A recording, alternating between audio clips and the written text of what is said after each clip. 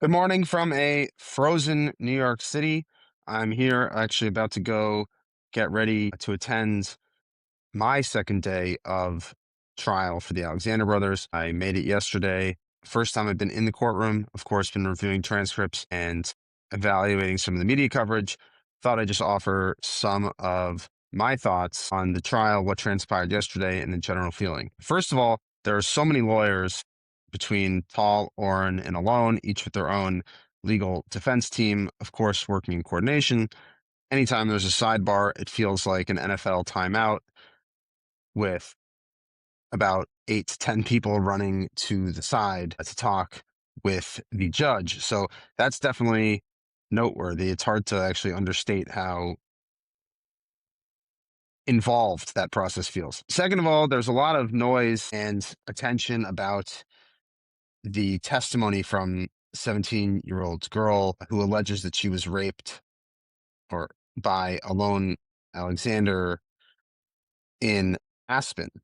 And I think it's important to discuss again what the trial is about right now.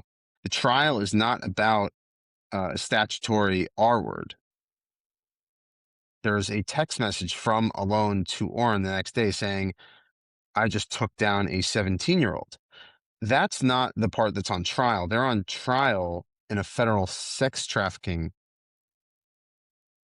So perhaps this speaks to character. Took you're talking about a statutory assault. So I think by definition, one could argue that even if she had said, yes, I want to do this with Alone, as someone who's under the age of 18, certainly the prosecution would argue she could not consent to it. So that's a separate issue from the trafficking allegation and the charge that they are fighting. In the cross-examination of this alleged victim, Howard Strebnick, counselor for Alone Alexander, was very clear and actually making it very, very obvious that this young woman went to this club by herself. She paid for her own ticket to go to the X Games, and it was very evident that he was trying to enforce the idea that there was no commercial sex act or commercial benefit. Okay. That's what is missing from a lot of the media coverage in terms of what they're on trial for and the other sordid allegations, text messages that are abhorrent. Again, let's take, for example, the messages from last week, if you've been following along, when their alleged co-conspirator, Eric Yechezkel, says something along the lines of Xanax, tequila and Xanax, not like how we used to do it. But Eric Yechezkel said that. Alone, Tall, and Oren did not say that. Now, Eric could have been joking. He could have not been joking, but the evidence has to be evaluated with the understanding that Eric Yechezkel said that.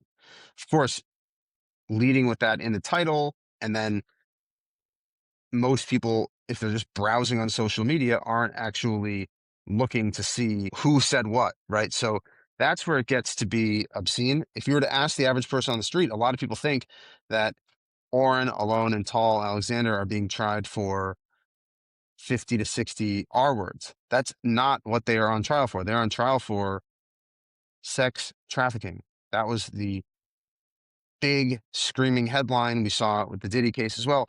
That's what the prosecution is trying to convict them of. That is what the government is really going after them for. So it's very important to keep that in mind when discussing the case and actually evaluating what's going on. I'd say Oren, Tall, and Alone looked a lot better than I expected them to look. I had off the record conversation, stopped by and talked to the parents and Alone's wife, in good spirits, feeling good. I cannot imagine what that's like as a parent or as a spouse. And all things considered, they appear to be in very good spirits. The fourth brother, Nib, was also in the courtroom. It's also important to note some of the more, I'd say, aggressive journalists also in the courtroom, as well as personal injury attorneys that have taken up cases and tried to uh, assist people in going after the brothers civilly, also in the courtroom. So